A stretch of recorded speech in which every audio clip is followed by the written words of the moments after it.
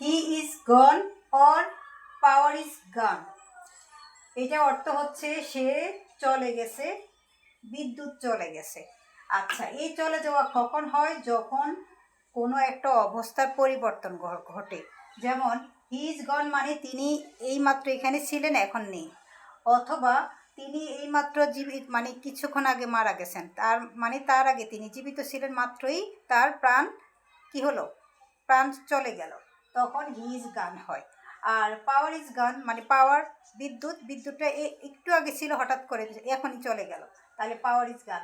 তাহলে he is গান, power is গান, এগুলো প্রেজেন্ট ইনডিফিনিটে প্রকাশ করা হয়। এবং এগুলো কখন প্রকাশ হয়? যখন কোনো কিছুর অবস্থা পরিবর্তন, কোনো ব্যক্তি বা বস্তুর অবস্থান পরিবর্তন হওয়া বোঝায় এবং চলে যাওয়া বোঝায়, অবস্থান পরিবর্তিত হয়ে চলে যাওয়া বোঝায়, তখন আমরা এই টার্মটা ব্যবহার করি।